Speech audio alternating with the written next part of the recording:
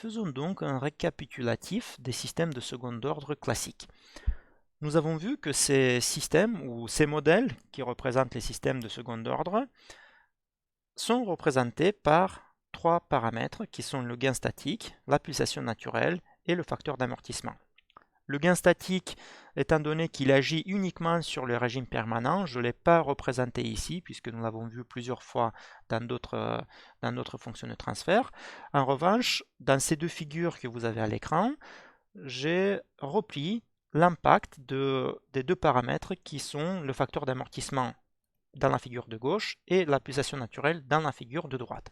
Donc dans la figure de gauche, vous avez quatre tracés, quatre réponses de système, tout ayant le même gain statique et la même pulsation naturelle, qui est égale à 1 dans ce cas-là, et où j'ai fait varier le facteur d'amortissement. Donc on remarque qu'il y a deux courbes, deux réponses qui sont oscillantes, la courbe noire et marron, et deux réponses qui sont amorties, sans oscillation, donc la courbe rouge et la courbe bleue.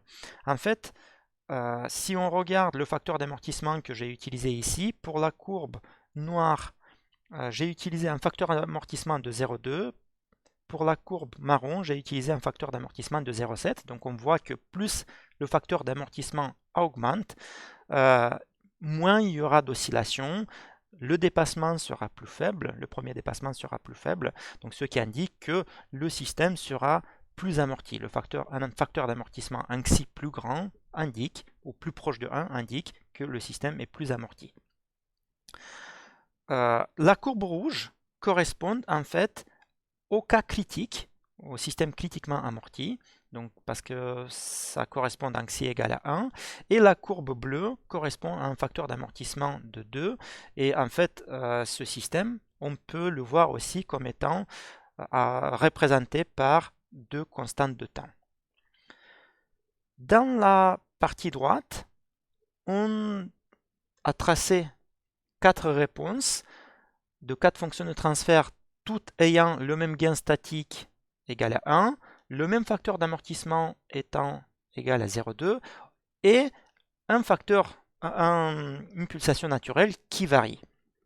Donc par exemple, ce qu'on se rend compte, c'est que toutes les quatre réponses auront le même dépassement parce que c'est le même facteur d'amortissement et le dépassement, le premier dépassement, comme nous l'avons vu, il dépend uniquement du facteur d'amortissement. Ensuite, on peut voir aussi que le nombre d'oscillations jusqu'à l'amortissement est également le même pour toutes les quatre courbes. En fait, on voit mieux pour la courbe noire et la courbe bleue qu'il y a trois bons grosso modo jusqu'à l'amortissement complet de la réponse. Donc pour la courbe bleue, pareil. Et ça serait identique pour la courbe rouge ou pour la courbe marron. Ce qui diffère, c'est la période d'oscillation. Donc en fait, comme ici, ce que j'ai utilisé, donc pour la courbe noire, j'ai utilisé une pulsation naturelle de 2, pour la bleue, une pulsation de 1.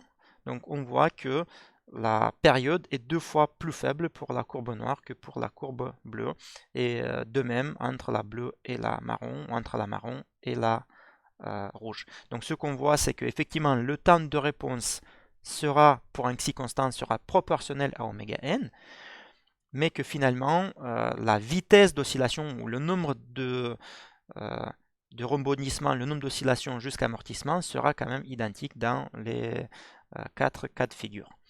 Donc voilà rapidement quel est l'impact du facteur d'amortissement sur la réponse et l'impact de la pulsation naturelle sur la réponse du système.